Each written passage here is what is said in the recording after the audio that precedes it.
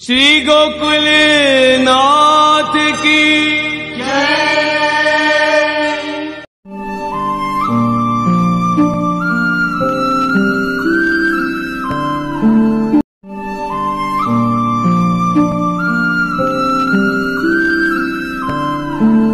मैं लिख करके तुझे दे सकता हूँ, तू लिख करके मुझे दे सकता है, तो तेरी लिखी हुई तो मैं पढ़ूंगा या मैं करूंगा।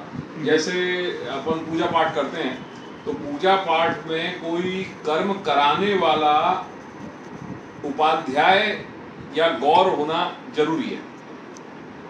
अब जैसे मेरे अपने यहाँ जो भी जैसे अब जितने भी जो पूजन है, मान लो जैसे छठी पूजन है या गणपति पूजन है या जो भी अपने यहाँ प्रतिवर्ष जो अपन करते हैं, या दिवाली पे अपन सरस्वती पूजन करते हैं या जो भी लक्ष्मी पूजन इत्यादि करते हैं, तो यद्यपि मुझे सब कुछ मेरे यहाँ का प्रकार कंठस्थ है, पर फिर भी मुझे पूजन मैं खुद वो नहीं कर सकता अपने आप। मुझे कराने वाला कोई पंडित जरूर होना चाहिए, वो मुझे कराएगा, तभी वो शास्त्र की जो पूरे अनुष्ठान की जो प्रक्रिया है वो संपन्न होगी। मैं खुद पढ़ नहीं, हालांकि जैसे गोकुल में क्या होता है, गोकुल में जो पूजन जितने भी अपने यहाँ हैं वर्ष के, उनको सब कंपाइल कर दिया है, कंप्यूटराइज कर दिया है अपन ने। अब वो करने वाला मैं ही हूँ, पर अब वो मैंने वो कराता है वो छोटे लाल जी जो है अपने पंडित जी, उनका जो लड़का है अमित, वो पुस्तक लेगा, वो बैठेगा, वो बोलेगा, उस हिसाब से मैं करूँगा। हालांकि वो पुस्तक मेरी खुद की बनाई हुई है, पर वो आपका लिखा हुआ मैं नहीं कर सकता। यही उसमें वो उसका मतलब ये है कि शास्त्र की एक परिभाषा के अनुसार, शास्त्र की एक विशेष कुछ ऐसी आज्ञा है कि जिसमें ये है कि अनुष्ठान आदि, वो अनुष्ठान इत्यादि में जो भी जब हम अनुष्ठान करने बैठते हैं या जप पाठ करने बैठते हैं, तो उसमें खुद की लिखी हुई चीजें हम खुद नहीं पढ़ सकते। उसके द्वारा हम अनुष्ठान या उनको पढ़ के हम मंत्र या हम अनुष्ठान नहीं करेंगे। हाँ, इसीलिए वो एक अगर करने जाओगे तो वो पाठ का एक दोष माना जाता है कि वो सही नहीं है। जैसे नवरात्रि होती है तो उसमें अष्टमी हवन हम तीनों ही बैठ के करते हैं, उसमें अमित सब वो दुर्गा सप्तशी है, कवच है, वो लेके हम लोग खुद ही करते हैं। जैसे ब्राह्मण है तो कर सकते हैं। उसमें ये करना चाहिए कि कोई एक को कर्म कराने वाला, वो किसी एक को वैसे बनना पड़ेगा उपाध्याय, और बाकी वो दो बैठ करके कर सकते हैं। तुम तीन में से किसी एक को कर्म कराना पड़ेगा। यानी वो श्लोक तो वो करेंगे तो वो श्लोक नहीं बोलेगा, मतलब श्लोक तू ही बोलेगा, तू अगर कराएगा तो, और वो बैठ करके करेगा। यानी अभी वो भी आहुति देता है बैठ के, वो समझ गया, सप्तशी वो भी करता है, हम तीनों भी आहुति देते हैं। पर किसी एक को इसमें तीन तुम स्वयं बांट पढ़ करके वो अनुष्ठान नहीं कर सकते। उसमें किसी एक को तो बनना ही पड़ेगा, उपाध्याय बनना पड़ेगा। तुम पढ़ोगे और तुम बोलोगे, उस हिसाब से वो कर्म करेंगे।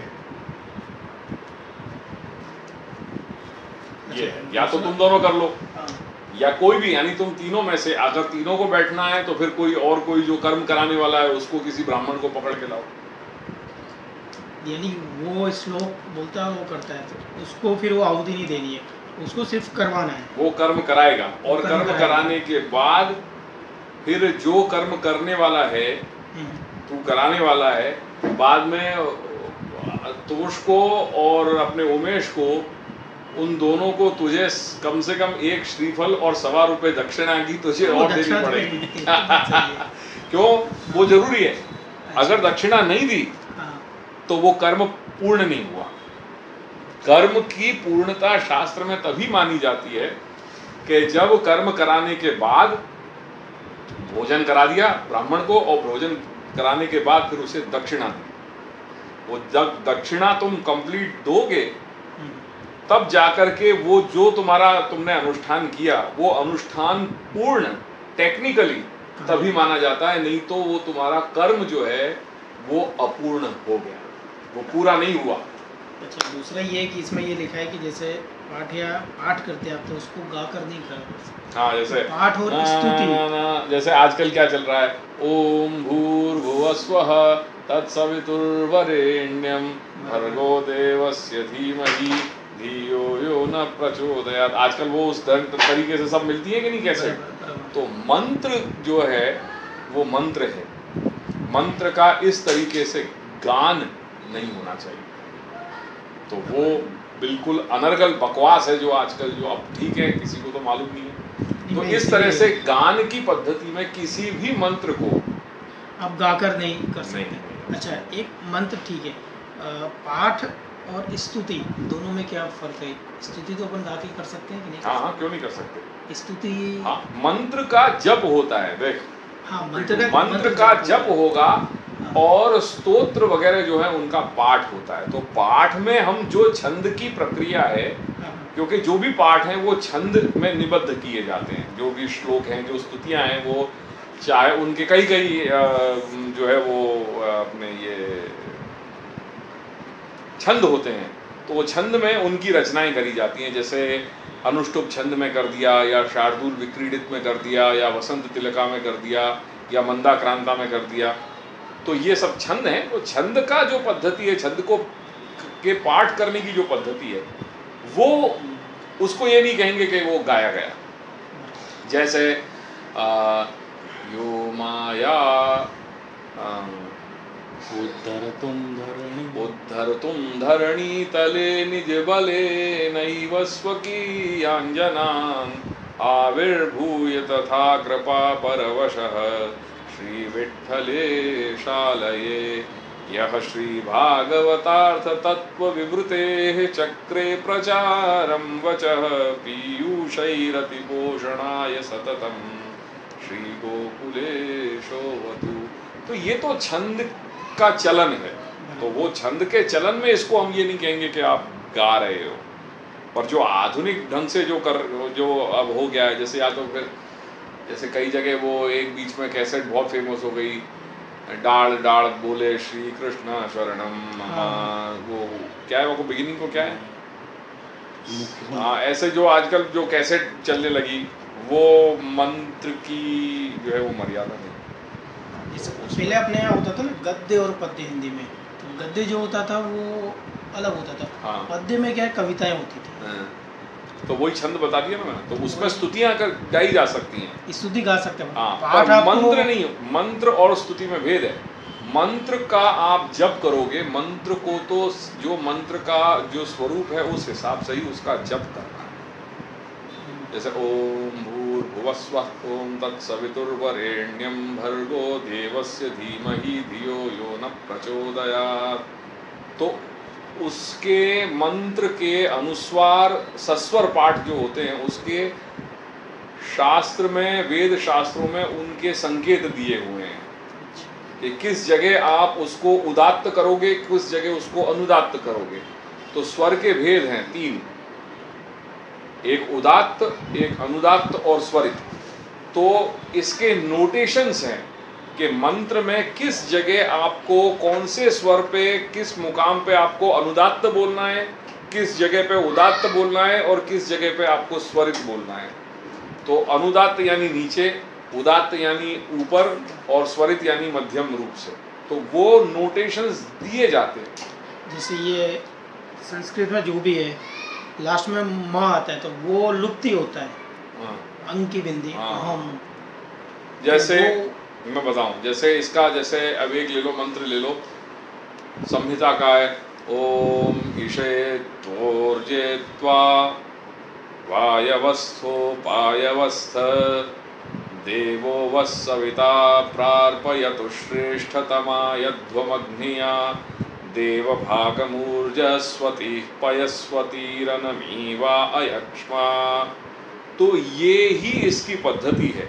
इसके अलावा इन मंत्रों को जो भी ढंग से करा जाएगा तो वो गलत हो जाएगा। उस अर्थ में ये यहाँ पे ये बताया गया है कि गीति के मंत्रों को गा करके बोलना, जैसे आजकल ये कर रहे हैं, जैसे ये आजकल ये जो सारे ये गायत्री मंत्र वगैरह सब कैसेटों में बहुत फेमस हो गए, उसको गाना उसमें ऐड कर दिया, तान वान उसकी तबले की धुन लगे उसमें लगा दी, और वो सब जो कर रहे हैं वो सब गलत पद्धति। तो 6 दोष बताए ना। हाँ, गीति, शीघ्री, शिरः कंपी, कई लोगों को आदत होती है।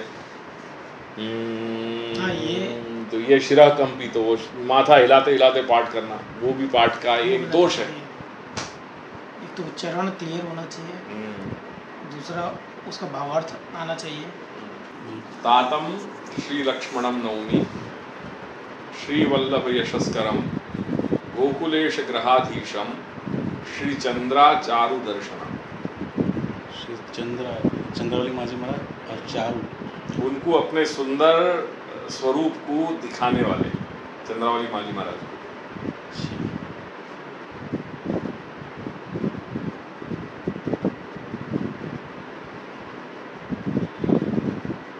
चंद्रावली बहू जी के नेत्र उनको अपने सुंदर सुमनोहर स्वरूप के दर्शन कराए हुए वाले।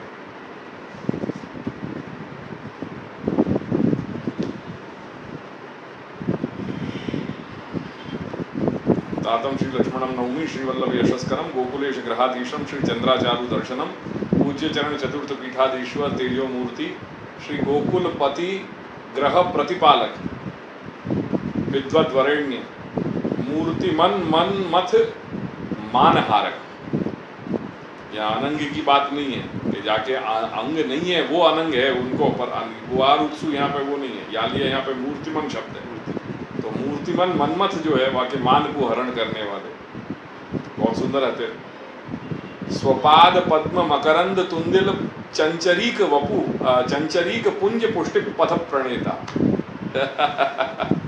स्वपाद पद्म मकरंद, तो स्वयं के चरणारविंद को जो रसपान करने वाले जो मकरंद हैं, वो मकरंद कैसे हैं कि रसपान कर जो भक्त हैं या घर के अनुयायी, तो स्वपाद पद्म मकरंद तुंदिल, जो वो या अनन्यता को रसपान करने से उनके चरण रज की कृपा से, वो चरण रज को जो मधु है, वह मधु को पान करने वाले जो मकरंद रूप जो भक्त हैं, वो भक्त व रसपान अनन्यता को जो उनके या चरणारविंद के रजकण से जो निश्रित हो रहे हो, वह को पान करने से जो तुंदिल हो गए हैं, ऐसे जो तुंदिल भक्त हैं वो उनके चंचरीक पुंज पुष्टि, ऐसे उनके जो ये पुष्टि मार्ग जो पथ है वह को वो पुष्टि पथ को प्रणेता, वह को प्रकृष्ट रूप से जो नयन कर ले जा रहे हैं कि चतुर्थ घर को जो वो कर रहे हैं, वो ऐसे स्वमूल पुरुष यश प्रताप पूरित कीर्ति किरण प्रकाश विस्तार कुशली, ऐसे कुशल जहाँ में कुशल हैं, क्या करने में, विस्तार करने में कुशल हैं। क्या विस्तार, प्रकाश को विस्तार कर रहे हैं। काय को स्वमूल पुरुष यश स्वरूप है दादाजी, तो यश प्रताप पूरित कीर्ति, तो वो जो यश को जो ये यश स्वरूप है, उनके प्रताप से पूरित जो कीर्ति की जो किरण है, वह किरण रूपी जो प्रकाश है, वह को विस्तार करने में जो कुशल है। ऐसे आचार्य गोस्वामी श्री लक्ष्मण लाल जित आचार्य चरणेषु तत्र भवतां मूर्तिमन महापुरुषाणाम अद्य प्राकोट्योत्सवे पूज्य चरणानां वंशजयोः देवकी नंदनस्य देवकी नंदनात्मजस्य विठलरायस्य च प्रणतितयः समर्पिताः सन्तु। जय हो श्री लक्ष्मण लाल महाराज की जय हो। ये कल नारायण के सवेरे मॉर्निंग में पोस्ट कर दी, तो खाली मूली में हो जाएगा नहीं है ना, एक अनुवाद है।